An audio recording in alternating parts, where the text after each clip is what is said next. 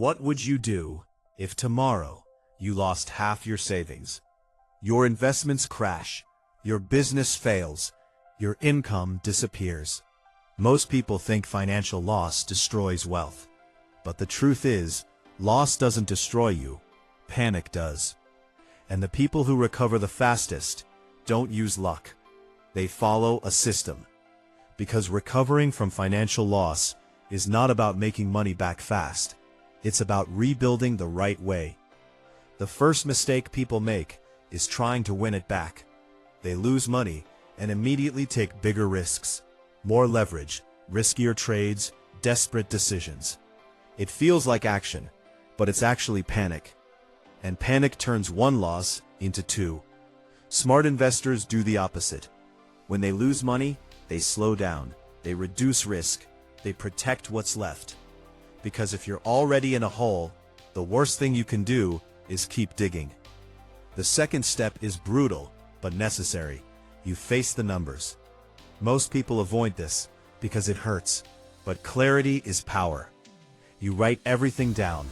How much you lost, how much debt you have, what your expenses are, what assets you still own. No hiding. Because you can't fix what you refuse to measure. And here's the shift. Every loss is a lesson.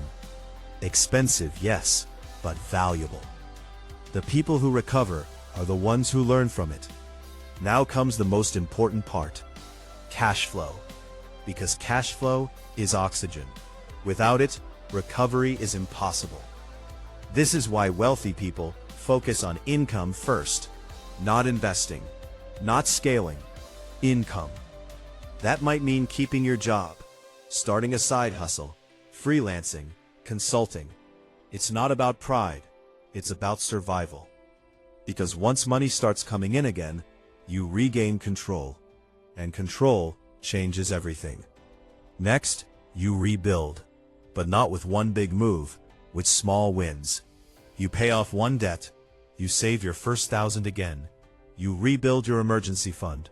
You start investing slowly.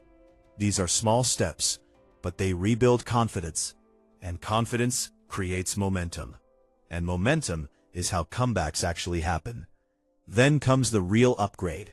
You don't just recover, you evolve. Because the goal isn't just getting your money back. It's making sure you never fall that hard again. So you build better systems. You diversify your investments. You keep cash reserves. You create multiple income streams. You manage risk differently. Because loss doesn't mean you're bad with money. It means your system had weaknesses. Here's another hard truth. Sometimes, recovery requires sacrifice. Lifestyle, ego, appearances. You might need to downgrade your lifestyle, sell assets, cut expenses, and that's okay. Because looking rich and being financially strong are not the same thing. The goal is not to impress people. The goal is to rebuild your net worth. And finally, you give it time. This is where most people fail. They want results fast. But wealth doesn't work like that. Recovery doesn't work like that. You think in years, not weeks. Because if you stay consistent, improve your system, and avoid panic, time will do its job. Compounding will start working again. And slowly, things will turn. Here's what most people don't realize. Some of the strongest financial comebacks come after the biggest losses. Because loss teaches discipline. It teaches risk. It teaches patience.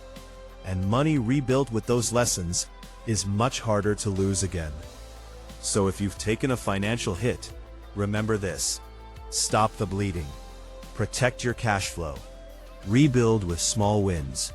Upgrade your system. And give it time. Because losing money doesn't mean losing the game. Sometimes, it's exactly how you learn how to win.